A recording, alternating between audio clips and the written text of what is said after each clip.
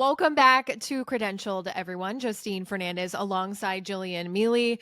And Jillian, 2023 was a huge year for travel. Now, growth expected to slow a little bit in 2024.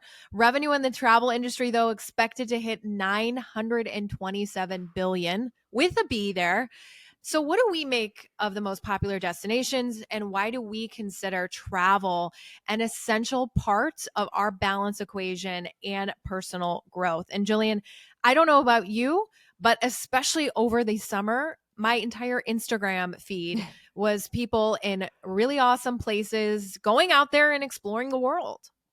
Yes, mine was too. And it was very sad for a moment because, as you know, I quit my career last year in the spring and started my own company. And so I was like, okay, when you're looking at a budget and you have no salary anymore and you're like the things that have to go, one of them was travel. And so, as my timelines were filled with everybody enjoying their wonderful vacations, I was like, well, no, I mean, I'm just kidding. I'm serious about that part, but I'm happy for everybody. I did, though, get to travel at the end of 2023. I went to Iceland, and that was a long time coming. I've been wanting to go there for a long time. It was a long time coming because I hadn't really had a true vacation in a long time because of the changes I made in my life, which were, of course, my choice. But it was nice for a little bit to be a part of that. And I actually didn't share a ton from my trip when I was there. I put some things together after and shared some cool photos and stuff. But I kept a lot of my trip private because I just feel like you want to be in the moment. And I think so often, so many people, and you Mhm. sort of hinted at it by saying, it was all over our timelines. When you're there and you're constantly uploading pictures and posting and sharing what you're doing, I think it takes away a bit from actually living out the moments as they're happening. It's so true. And I've actually made that a goal for myself when I go on my mini honeymoon, because I'll take a longer one in the summer, going somewhere in the Caribbean, very relaxing. And I told my husband, I was like, I really need to unplug because it's so hard to be present because you're seeing all these beautiful things and you want to share it.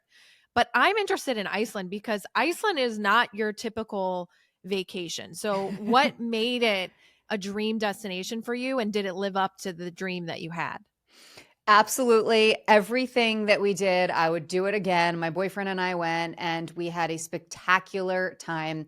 So I will say Iceland has been on my list for a while, as I mentioned, because I'm not the traditional, I want to go sit on a beach for a week vacation type person.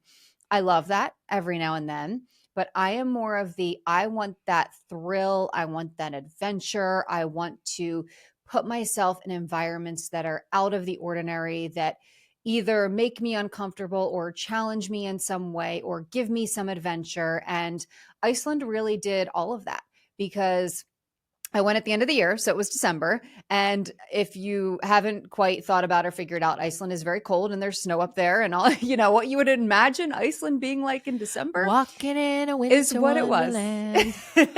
Yes, but so we actually landed at the airport and then drove about 6 hours right after landing to the other side of the country, Whoa. to the southeastern side of Iceland, because we wanted to go glacier hiking and go in some ice caves. And Justine, it was by far the coolest experience I've ever had. Literally walking on the largest glacier in all of Europe was something that I will never forget. And honestly, I don't know that I'll be in a situation to do that again unless I were to actively seek out the same type of vacation, which I don't always do. Mhm. Right. But like being somewhere and being on a trip that can challenge you, I love that. I love photography as a hobby, you know this. And so being somewhere where I can take a camera and I can get lost in the scenery or in the culture and have it be sort of the one thing that relaxes my mind of everything else that's going on in my life and in the world, like that is my true escape. And so that's Mhm. what travel and trips, adventurous trips like that, do for me. Are you the same at all when it comes to that? So I have prioritized travel in my life recognize travel is expensive. You can't always do Hmm. it. I had a year last year where I was able to do it. I also travel for work. So one of my trips was for work. When you travel for work, you end up getting airline points and credit card points. So that's how I make travel work for me. But I prioritize it because I think it is so important for personal growth. I went to Europe 3 times last year. Again, one of the Wow. trips was for work, two were personal. But here's what happens when I seek out trips and vacations like that. I have unexpected conversations. You Hmm. speak to people from other countries with other viewpoints who, for example, may want to talk to you about American politics or inflation. All of that is eye opening. Hmm. It's so great to submerge yourself not only in a new environment, but to have those conversations that you wouldn't normally have in your day to day. The second thing that I think why I prioritize travel in my personal life, you get out of your day to day, you immerse yourself in a totally different place, totally different mode of living, and you get to learn. So when Yep. I go on trips, I go to the museums or I'll go for a walking tour or some sort of activity where I get to see and experience the culture or what the history was or what was going on in this period of time when XYZ building was built. And then I come back, I think, from these trips, and I just feel like I've stepped away from my day to day and seen the great big world that's out there, and that there is so many things that oftentimes are more important than that thing you were hung up about last Yep. week. Exactly. I definitely concur with that. And I do that too. And what I do in addition to all of that is I like to actually sort of go off the beaten path a little bit. I do like to go into those local pubs or bars or restaurants, things like that, and actually talk to people who live in those towns, who grew up in those areas versus just the things that seem very like tourist traps, if you will. Mhm. Mhm. But okay, so I'm going to use this example. I went to Utah in August just for a quick little long weekend getaway, just to give myself sort of that mental break. It wasn't like a big trip by any means, but I went to Utah, and one of the things I wanted to see was Antelope Canyon because, truthfully, I saw it all over the internet, really ever since COVID, and it looked very cool. As I mentioned, I love photography, and I was like, gosh, I would love to be inside one of these little slot canyons and take my camera in there and see how creative I could get. But then the more I read about Antelope Canyon, the more I was like, wow, this seems like it's really crowded because it's become so popular. Are there any alternatives to this that might still give me that same experience? And so I go down these like rabbit holes when I'm getting ready to travel, and I will read and I will seek out blogs from people where they talk about their experience at all these tourist destinations and then maybe other alternatives. And I ended up finding an alternative that was fantastic. We were one of just a few people in there. We had it basically to ourselves. I could take my camera in. They taught you how to take photographs in there, what to do. And I was with my mom, and she ended up walking away from that. She's not really into photography, but she was like, wow, that was really cool. And so I like doing the traditional things when you go places that Mhm. you should do, that you should experience. But I do try really hard to go off that beaten path because I think the more you can create that adventure for yourself that's less traveled, I just think that's really unique. It is. And like those tourist places are really, really important. But then you get that off the beaten path that just feels like this diamond that you've stumbled upon, where you really get to take a minute and get out of your head and get out of your day to day. And Hmm. Jillian, I have a theory. Okay. I've not researched this theory, but my theory is beach vacations are great. Sometimes you need a beach vacation. I'm taking one very Yeah. shortly for my mini honeymoon, very relaxing. And we know, I think the top international destination for folks in the US is Cancun. I've been to Huh. Mexico many times. You know, no discredit to Mexico, love a good beach vacation. I think people overdo it.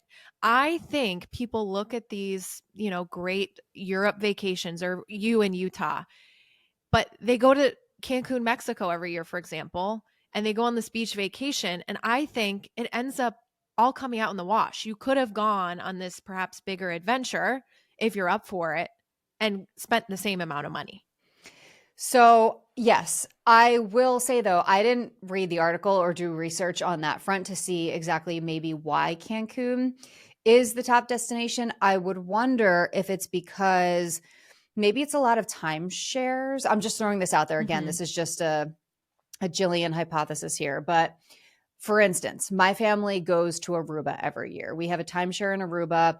We go the same week every year. We have friends from different cities and states across the country that go there that week. And we've all become, this giant friend week-long vacation, which is awesome. But some years I choose not to go because I do want to sort of scratch that adventurous creativity side and do something different. However, if you're looking at tourism from the US going to Aruba, we would be in that category every year. Hmm. Hmm. So I'm not sure if it's people seeking it out as like a first time vacation, like, wow, it's been on my bucket list to go to Cancun, or if maybe it's something I could see Cancun having a lot of timeshares and things. Does that make sense? Yeah, it does. Like that, it's factoring into the data. Right. Right. But Yeah. I still choose something adventurous or something unique or different, hands down, every time.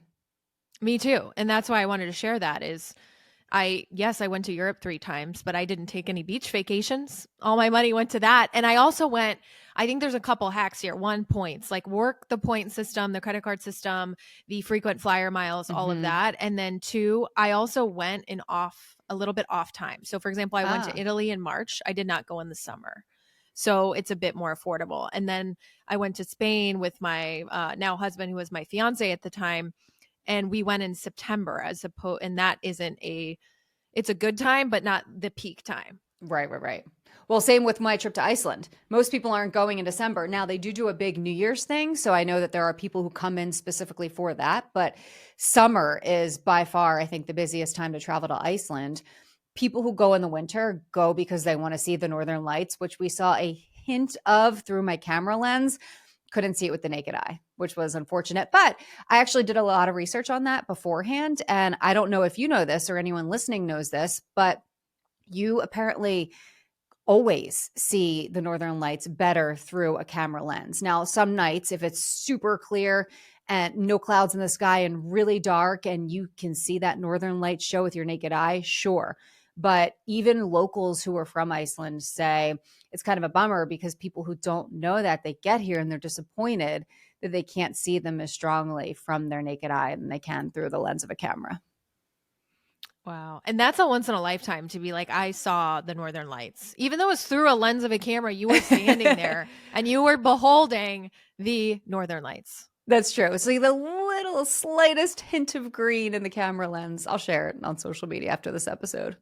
But the one thing I do think is important to mention, a lot of people really can't afford to travel because especially lately, it has been so expensive the last few Hmm. years. This last year has been insane. I know. And And I I should will share, caveat too, I don't have kids. It's really right. hard once you bring kids, a whole family into the mix. Well, yeah. And I want to share something from so when I was growing up, my parents, we didn't go on big like overseas vacations. We just didn't. And I never really asked why.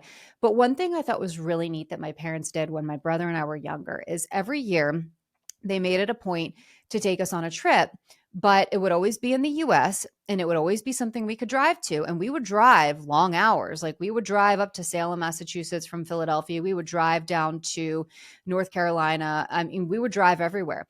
But they made it a point to take us somewhere different every year and to have it be educational. That way, we'd remember that experience of taking road trips. I remember playing, I don't even remember the exact game, but when I was younger, my brother and I would play this like license plate game in the car and just Oh, my different brother and I games to played like, that too. really? Yes.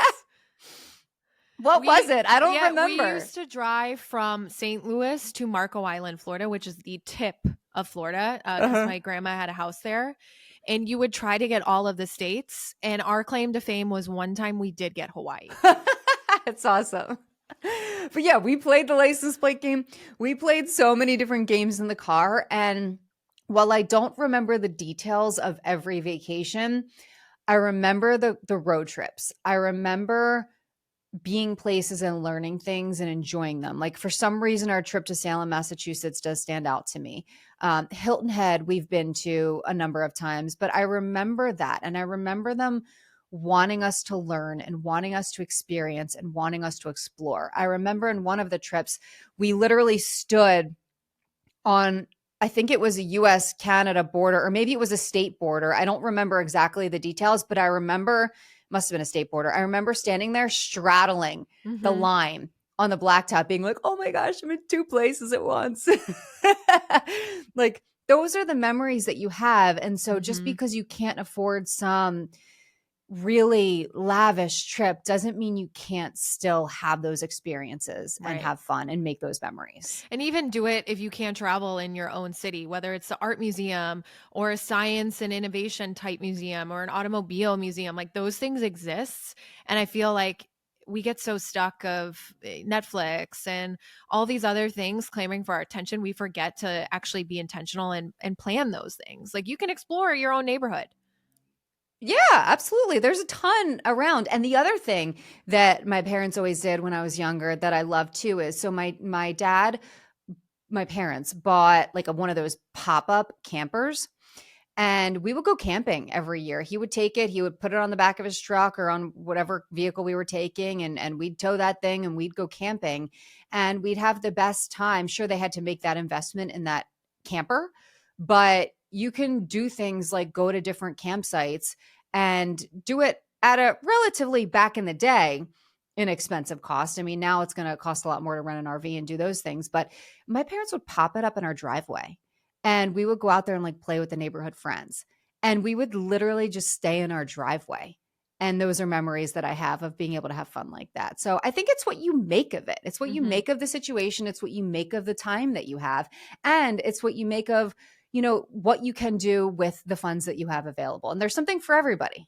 Yeah, and I think the other thing about travel is you immerse yourself in nature, Hmm. which given the way work is right now and how we're working, where we're working, we don't do that as often as we should. And I Yep. think a lot of vacations force you to do that and that you're walking around outside, even if you're in a city or you're on a beach or you're hiking like you just were, you get to reconnect with nature, which I think we don't realize how important that is. Well, you just said it. You get to reconnect with nature, but I think when you do that, you reconnect with yourself. How many Yeah. times have you come back from a trip where you're like, wow, like I came back from Iceland literally thinking, wow. I look at some of my video footage that I took. I had a GoPro and I had my camera. I can't tell you how many times I just said, wow, this is so beautiful.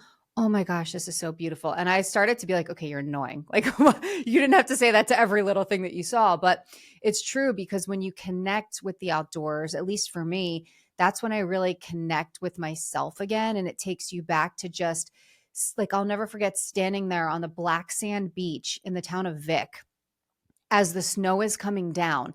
And so you get that contrast between black sand on the beach and white, fresh snow on top of the sand.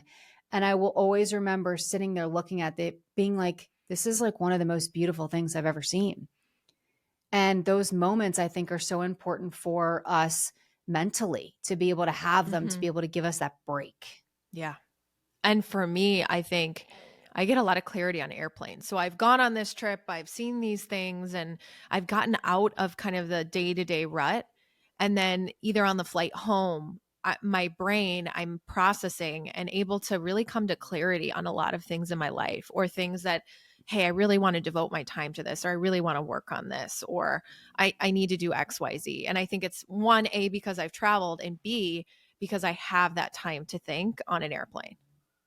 So, aside from, okay, well, actually, before we move on from that, what are you looking forward to doing travel wise in 2024? I know you're taking your honeymoon, but is there anything Mhm. else that's on your like 2024 bucket list? Good question. I think I would like to go back to Europe again. And some of this, Jillian, is I know I'm at a point in my life where sooner rather than later I'm going to be moving towards having a family. We know you cannot travel as easily when that happens. So maybe I want to do one or two more trips now so I can feel like, okay, I got to see what I wanted to see. And I'm ready for the next phase when I'm going to be taking more of those family type vacations, which I'm also excited for. So Greece is on my list. I have not been Ooh. there. I would love to go back to Italy and maybe combine them because once you're over there, things are so close. And then I am going to the Caribbean, which is a beach vacation, which I just talked about. But hey, your girl needs a beach vacation. I just got married. It was a Yes. lot of work. I swear, Jillian, I got 7 gray hairs from the wedding process. That's funny. Ah. So mine for 2024 is I really want to get to Machu Picchu. Have you been Oh, there? no. I've never been Okay. to anywhere in Latin or South America, Okay. I aside from have Mexico, wanted to but go that's North there America. for a few years now, sort of since I've taken on this transformational journey of my life and my career and everything. There's something about Machu Picchu that's like speaking to me. I just feel like I'm going to have some kind of spiritual experience or something there. I don't know even what that means as I'm saying it. Have you ever had that feeling where you're like, there's something pulling you somewhere or Hmm. to someone or to something? That is Machu Picchu for me. And I think I decided I'm going to wait until I graduate from my MBA program. Ah, So that's going to be like sort of the place that I want to close this huge chapter of my life and maybe get there to find myself again or in a different manner or reconnect in some way, but that's kind of what I have in my mind, so I'm hoping that I that's a can do big that. one and a I bold one, know. and I am here for it. But so the only trip I've had that's given me that sort of experience was, I think it was, oh, this is going back a while, but I want to say it was 2009. I went to Egypt with my brother, and it was my graduation gift to him. He was just graduating college, and it was just he and I, and it was hands down one of the best trips I've ever been on. Iceland, definitely a close second. But we climbed Mount Sinai. And Mm. what you do is you start your trek at like 9, 10 o'clock at night and you climb through the night. And you have a guide and everything, but you get to the top of Mount Sinai just in time for the sun to rise over, I believe it was Mount Catherine or Mount St. Catherine in the distance. And so you see the sun rising over this peak, and that experience, like I can close my eyes and I can still see that sunrise. And that experience was so moving. It was so motivating. It was spiritual in a sense. And so I've been in search of that type of trip, of that type of experience since then. And for some reason, I just have this pull that's like, girl, you got to get to Machu Picchu. You got to get there. I think you should. I think it's one of the seven wonders of the world, is it not? I know I they've think been so. updating that list, but yeah, those are those transformative moments. Like you just said, you have this picture of the sunset that you'll never forget. Yep. Yep.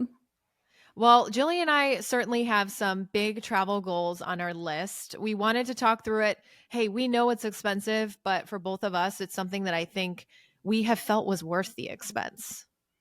And worth the conversation, because it's not necessarily about the money. It's not necessarily about, oh, I'm going here, I'm going there. It's about what it does for each of us.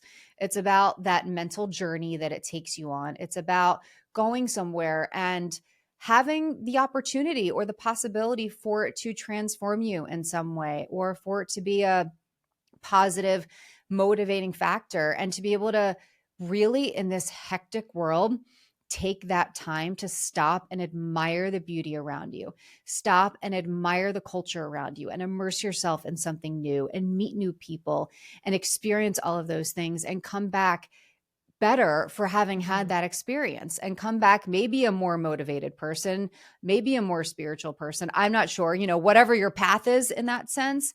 But I think that these trips, if we take the time to stop, to pause, and to appreciate what's around us and not always have our camera up, as someone who likes photography, And we're to on be able to, camera now, and technically. we're on camera now, just to be able to mentally like be conscious of enjoying those moments, I think is sort of the bigger conversation here. Mhm. Yeah, we appreciate everybody listening. And we wanted to share that we really consider it an important part of the mix to personal growth. Absolutely. And stay tuned to see if Jillian gets to Machu Picchu in 2024. Dun, dun, dun. And Justine gets to Greece. We will circle back. But hey, hope everybody's having a great start to the year. And we will catch you on the next episode of Credentialed.